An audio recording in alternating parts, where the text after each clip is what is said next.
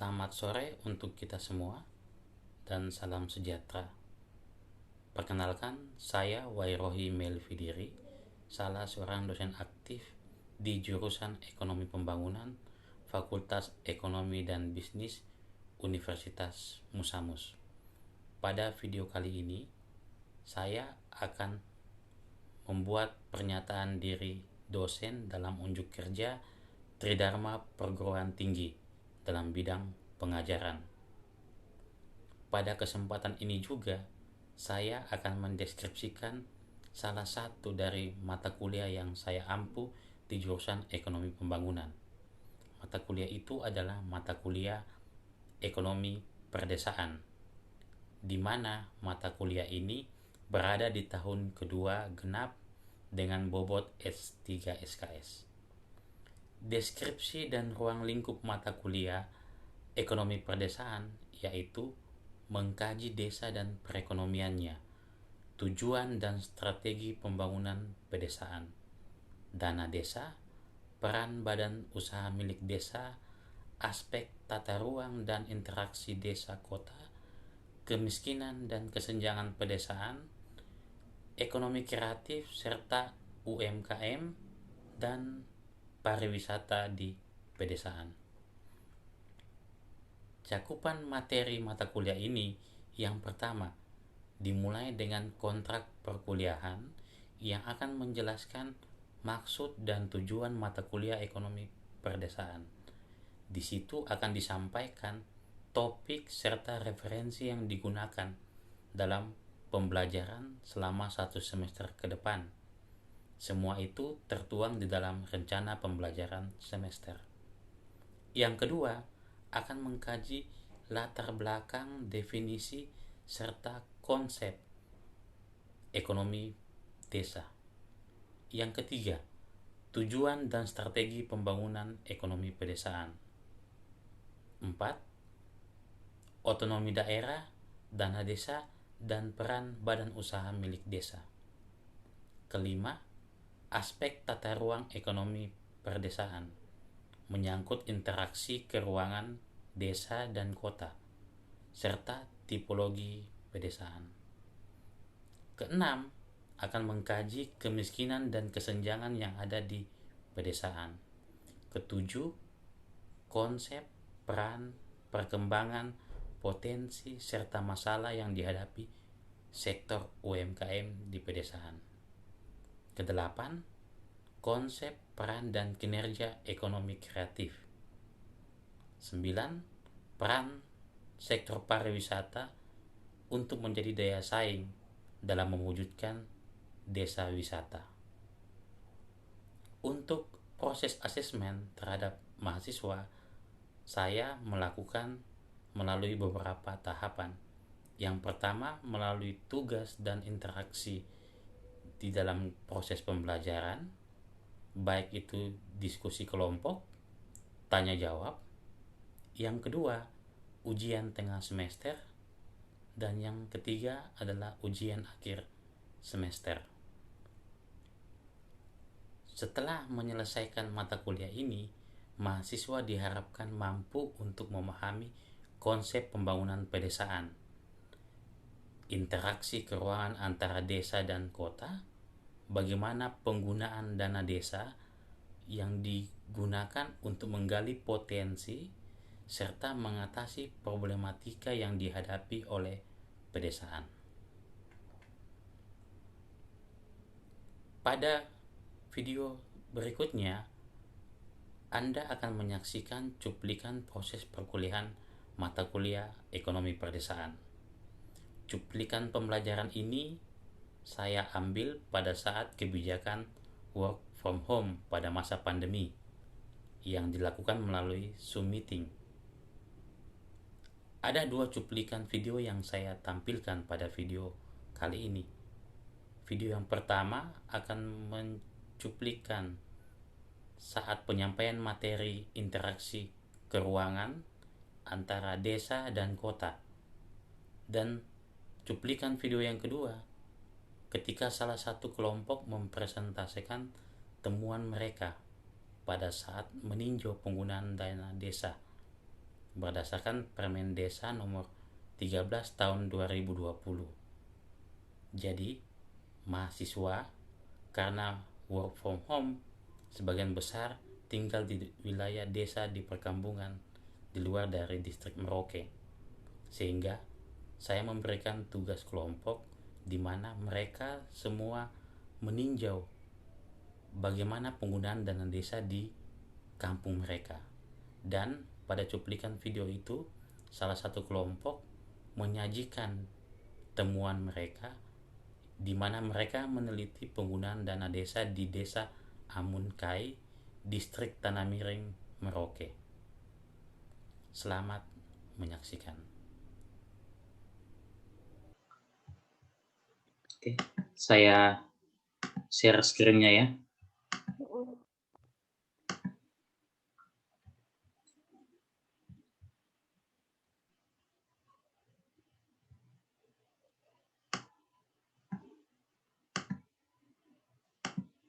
Sudah tampil di desktopnya kalian? Sudah, Bapak. Sudah, Pak. Oke ya. Hari ini kita akan bahas menyangkut interaksi keuangan spasial, interaksi antara desa dan perkotaan. Nah, di slide pertama ini, kalau kalian lihat di desktopnya kalian, itu ada zona interaksi antara desa dan kota.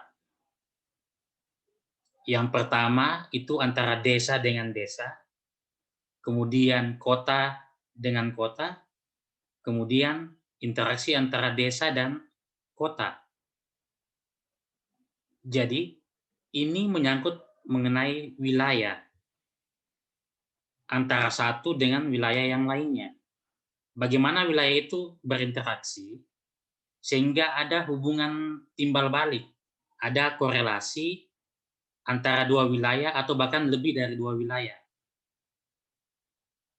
Kemudian, selain itu ada juga proses pergerakan ataupun perpindahan, baik itu manusia, barang, ataupun juga terkait dengan pembangunan ekonomi dari satu wilayah ke wilayah yang lainnya. Kemudian, zona interaksi itu tersebut juga akan memunculkan permasalahan baru. Ada yang masalahnya positif maupun masalahnya negatif.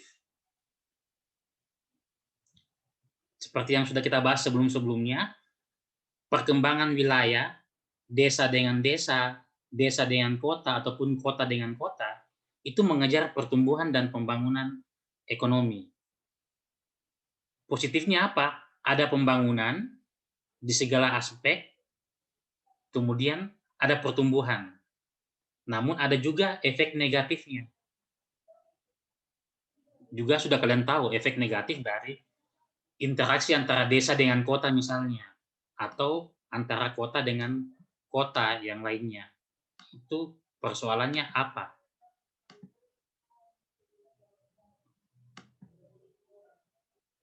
Nah, zona atau sistem interaksi keuangan itu bisa keuangannya yang ekonomis, bisa politik, bisa sosial, dan bisa ekologis. Ekologi itu berarti masalah lingkungannya. Ada masalah lingkungan yang akan muncul dari persoalan interaksi antar wilayah tersebut. Ada masalah pemerintahan, politik. Ada masalah ekonomi, dan ada juga masalah sosial. Contohnya misalnya, Kabupaten Merauke ingin agar menjadi sebuah provinsi, yaitu Provinsi Papua Selatan. Di sini ada teori interaksi keuangan, teori gravitasi dari Isaac Newton. Ini antar wilayah, A dan B. Apa yang memperhitungkannya adalah jumlah penduduknya antara wilayah A dan wilayah B.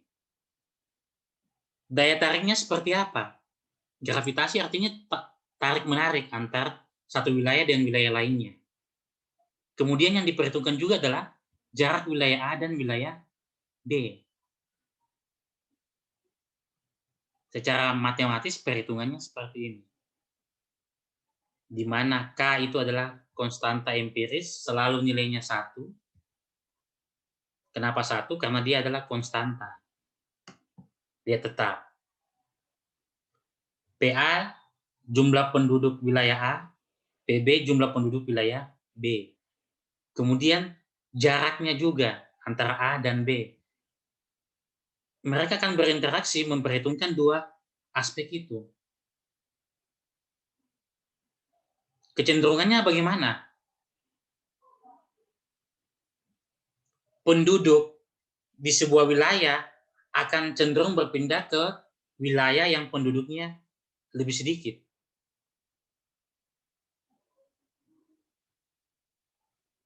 Atau sebaliknya, yang sedikit lebih memilih untuk berpindah ke wilayah yang padat penduduk. Maknanya seperti apa dari teori ini? Ini nanti yang jadi bahan kajiannya kalian untuk tugas akhirnya.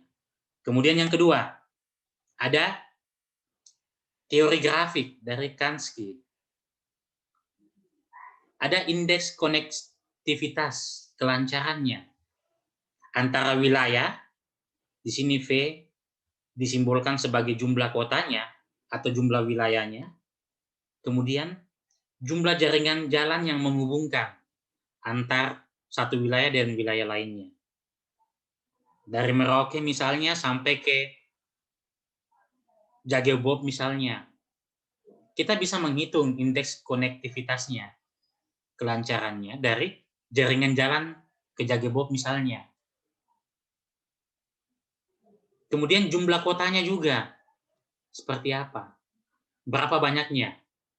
Dari Merauke ke Jagebob. Ada berapa wilayah yang dilewati? Nilainya nanti, apakah dia lebih besar atau lebih kecil dari 1? Konektivitasnya lancar ketika lebih besar daripada 1, dan kurang lancar ketika beta ini, indeks konektivitasnya kurang dari 1. Nanti kalian perhitungkan seperti apa. Kemudian yang terakhir ada teori titik hentinya kan.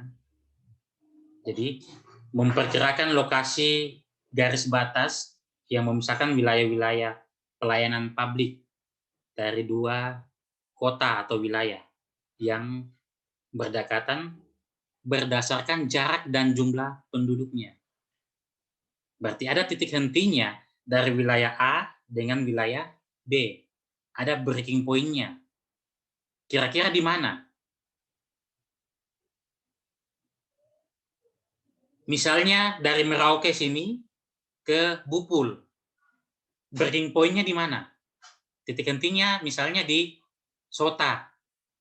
Di sana titik henti yang menghubungkan antara Merauke dengan Bupul misalnya.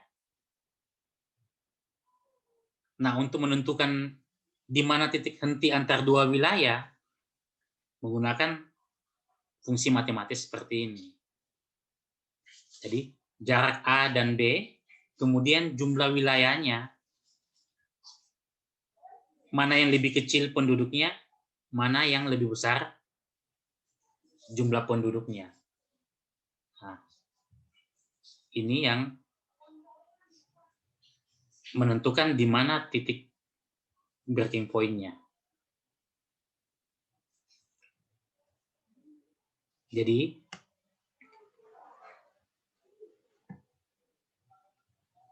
selain ketiga teori tersebut, interaksi antar wilayah juga bisa dipengaruhi oleh ketersediaan sarana dan prasarana. Jadi, bisa jumlah kota dalam sebuah wilayah, kemudian jumlah jaringan yang menghubungkan semua kota-kota tersebut. Jadi di Kabupaten Merauke ada berapa wilayah? Ada berapa distrik? Kemudian ada berapa banyak jumlah jaringan jalan yang menghubungkan? Kalau lihat di Dinas Perhubungan, ada yang namanya jalan provinsi, ada yang jalan kabupaten atau kota, dan ada juga jalan nasional. Itu akan menentukan dengan fungsi persamaan sederhana ini. Jadi 4 poin tersebut itu akan menentukan bagaimana interaksi antar satu wilayah dengan wilayah lainnya. Nah, bagian akhir yang perlu dipertegas lagi bahwa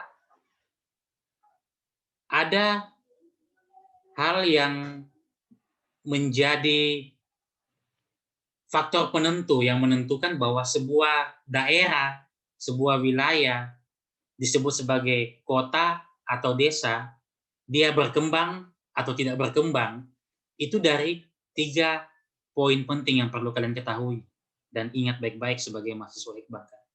Yang pertama itu adalah agrikultural surplus, surplus agraris. Kemudian yang kedua, urban production, produksi perkotaan. Kemudian yang ketiga adalah transportasi for exchange. Jadi 3 hal tersebut yang menjadi poin penting sebuah wilayah atau desa atau kota dikatakan berkembang. Indikatornya itu ada 3 poin tersebut. Jadi saya bisa tambahkan di mana dia. Yang lain menyimak, kemudian nanti yang lain bisa mendiskusikan terkait dengan kondisi fakta yang ditemukan oleh kelompoknya Rizky dan teman-teman. Saya persilakan Rizky untuk mulai dengan Oke, baik. Terima kasih Pak atas waktu yang telah diberikan kepada kami.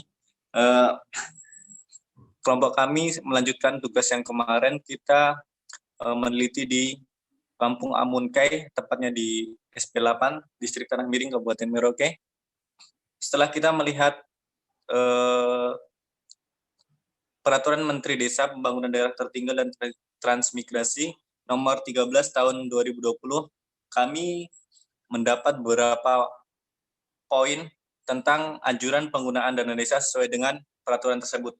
Yang pertama itu pembentukan, pengembangan, serta revitalisasi badan usaha milik desa. Yang kedua, penyediaan listrik desa. Yang ketiga, pembangunan usaha ekonomi produktif. Kemudian yang keempat, pendataan desa, pemetaan potensi sumber daya, dan pengembangan teknologi informasi dan komunikasi. Kemudian yang kelima, pengembangan desa wisata. Selanjutnya, penguatan ketahanan pangan atau stunting. Stunting itu kekurangan gizi. Kemudian selanjutnya, desa inklusif untuk peningkatan keterlibatan perempuan desa. Yang terakhir yaitu bantuan langsung tunai. Next, Pak. Lanjut. Dan setelah kami melihat pembangunan yang ada di desa tersebut, kami melihat ada 6 sektor yang digaungkan dalam pembangunan desa tersebut. Karena kami juga tidak tahu sebenarnya pembangunan itu menggunakan dana desa atau tidak, tapi kami melihat dari pengamatan kami, pembangunan desa tersebut mencakup dari 6 sektor tersebut. Yang pertama yaitu BUMDes, Badan Usaha Milik Desa. Kemudian yang kedua, bidang pengembangan teknologi informasi dan komunikasi. Yang kedua dan pertama itu sesuai dengan Peraturan Menteri nomor 13. Kemudian yang ketiga, bidang pangan dan gizi, itu juga sesuai. Kemudian selanjutnya, yang keempat, bidang pembangunan sarana umum. Yang selanjutnya, yang kelima, bidang pemberdayaan perempuan itu juga sesuai dengan Peraturan Menteri Desa. Kemudian yang selanjutnya yaitu bidang pertanian.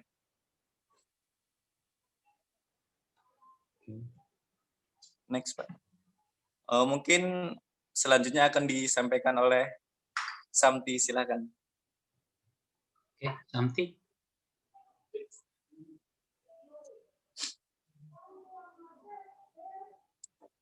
Samti. Maaf, tadi saya lupa. Saya nyala mic-nya. Tadi slide berikut. Oke, untuk melanjutkan yang Mas Rizky bacakan, di sini ada bidang pangan dan gizi. Di bidang pangan dan gizi itu mereka ada posyandu anak-anak dan lansia, kemudian ada BLT. BLT ini bantuan langsung tunai. Kemudian di BUMDes ada pembelian combine, itu pembelian, kemudian pemeliharaan dan perbaikan. Lalu ada bidang pengembangan teknik informasi, bidang pengembangan TK. Itu ada di sana pemasangan WiFi. Kemudian selanjutnya slide ini. Next.